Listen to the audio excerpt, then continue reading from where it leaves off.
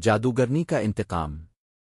رات کے اندھیرے میں جب پورا گاؤں نیند کی آغوش میں تھا، ایک پراسرار سایہ جنگل کی گہری تاریکی میں حرکت کر رہا تھا۔ یہ کوئی عام رات نہیں تھی، بلکہ وہ رات تھی جب کالی چاندنی کا ظہور ہوتا تھا، وہ وقت جب سیاہ جادو اپنی پوری طاقت پر ہوتا ہے۔ گاؤں کے کنارے ایک پرانی سنسان جھونپڑی تھی، جس کے اندر رہتی تھی جادوگرنی زہرا۔ سفید بال، چمکدار آنکھیں اور ہاتھ میں ایک سیاہ عصا جس سے کبھی کبھار نیلی چنگاریاں نکلتی تھیں۔ لوگ کہتے تھے کہ زہرا کبھی عام عورت تھی، مگر جب گاؤں والوں نے اس پر جھوٹا الزام لگا کر اسے جلاوطن کر دیا، تب سے وہ ایک خوفناک جادوگرنی بن گئی تھی۔ اب وہ انتقام چاہتی تھی۔ پہلا حملہ۔ اگلی صبح گاؤں میں عجیب و غریب واقعات ہونے لگے۔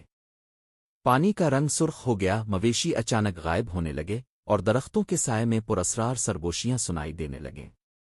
سب سے زیادہ خوفناک واقعہ رازق کے گھر میں پیش آیا۔ رازق گاؤں کا سب سے بہادر آدمی تھا، جو ہمیشہ کہتا تھا کہ جادوگرنی محض کہانیاں ہیں، مگر اس رات جب وہ اپنے کمرے میں سو رہا تھا، اچانک کھڑکی خود بخود کھل گئی۔ ایک ٹھنڈی لہر اندر آئی اور اس کے کانوں میں کسی عورت کی سرگوشی گونجی، میرا بدلہ ابھی باقی ہے۔ اگلی صبح رازق کا رنگ زرد تھا۔ وہ کچھ بول نہیں پا رہا تھا، اور اس کے ہاتھوں پر کالے نشان تھے، بالکل ایسے جیسے کسی نے انہیں جلا دیا ہو۔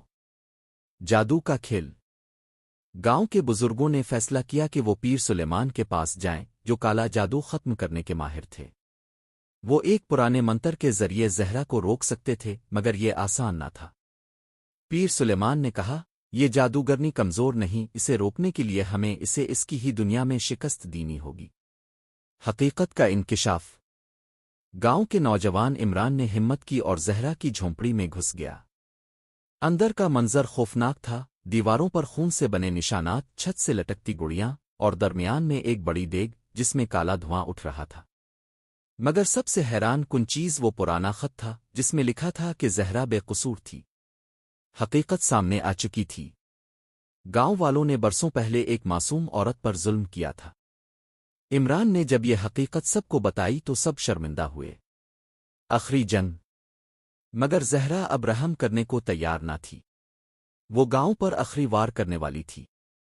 جیسے ہی اس نے جادوئی منتر پڑھنا شروع کیا، پیر سلیمان نے اپنا تعویذ زمین پر رکھا اور اونچی آواز میں پڑھنے لگے، نور کی طاقت سے اندھیرے کا خاتمہ ہو۔ ایک زوردار دھماکہ ہوا اور زہرا چیختی ہوئی غائب ہو گئی۔ اس کے ساتھ ہی تمام جادو ختم ہو گیا۔ اختتام۔ اب گاؤں پھر سے پرسکون تھا، مگر ہر کوئی جان چکا تھا کہ بعض اوقات جنہیں ہم شیطان سمجھتے ہیں، وہ دراصل ہمارے اپنے ظلم کا شکار ہوتے ہیں۔